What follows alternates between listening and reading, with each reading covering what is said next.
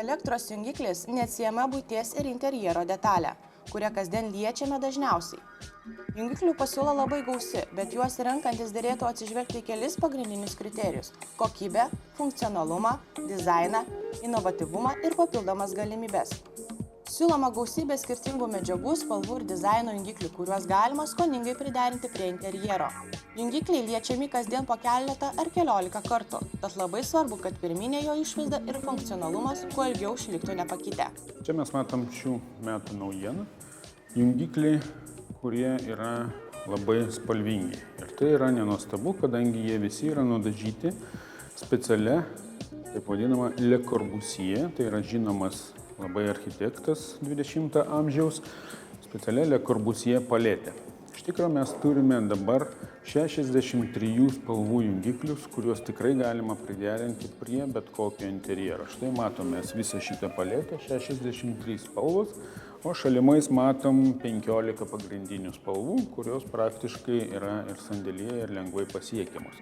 Le Corbusier paletės spalvos pasižymi būtent tą savybę, kad puikiausiai dera tarpusavį. Tai yra nesvarbu, kurie iš tų 63 spalvų pastatysime viena šalia kitos, jos puikiausiai tarpusavį derės ir nesipjaus tarpusavį. Tai yra unikali paletė. Jos nėra daug, 63 spalvos, bet tos spalvos puikiausiai dera tarpusavį. Jeigu standartinės spalvos ar vientisos spalvos netinka jūsų interjerui, tai visą laiką galima kombinuoti. Štai, imam bet kurį iš tų jungiklių, rėmelį tiksliau, ir jam galime parinkti klavišą. Galim parinkti juodą, galim parinkti šampano spalvos ir taip mes galim pasirinkti bet kokį jungiklį, koks mums tinka. Štai, prašom, gali būti netgi veidrodinis variantas. Lygiai tas pats galioja ir kitom serijom. Pasirenkam, sakykime, žalvario rėmelį, bet vidų pasirenkam baltą.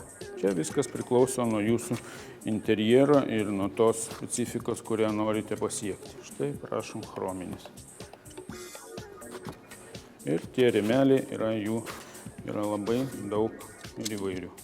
Iš tikrųjų, bet kuris interjero dizaineris išrinks tą, ką jums tinkamiausia prie interjero. Kokybiškas jungiklis nebus labai pigus, tačiau veiks nepriekaištingai. Nepraras dailios išvaizdos bent 15 metų. O svarbiausia, patikimi jo kontaktai garantuos saugumą. Dabar rinkoje siūlomas platus jungiklių ir kištukinių lizdų asortimentas. Jie tapo ne tik kur kas techniškai tobulesni, bet ir dailesni. Mes matom, kad jungikliai gali būti padaryti iš įvairiausių medžiagų. Čia šiuo atveju mes turime kelias modifikacijas natūralaus žalvario. Klasikinis žalvaris, antikinis žalvaris ir ką mes matom dar. Ant jungiklių galima uždėti bet kokius piešinius ar bet kokius užrašus. Tie užrašai ar piešiniai padeda suprasti jungiklio funkcionalumą ir tuo pačiu gali atlikti reprezentacinę rolę. Štai čia, pavyzdžiui, matome logotipą, kuris iš tikrųjų jau gali kažką pasakyti apie įmonę, kurioje sumontuoti tie jungikliai. Čia matome viešbučio sistemų iškvietimo mygtukų pavyzdžius, kaip jie yra užnešti specialiais dažais ant jungiklio. Tai vėlgi rodo, koks yra funkcionalumas jungiklių. Čia matom žaliuzį paprasčiausius jungiklius. Taip, dar vienas elementas, matom, kad jungiklių formos gali būti ne tik paprastas jungiklis. Čia šiuo atveju yra radio imtuvas ir mes galim iš čia išsikviesti mums reikalingą radio stotį, klausyti muzikos ir panašiai. Jungiklis jungikliui nelygu.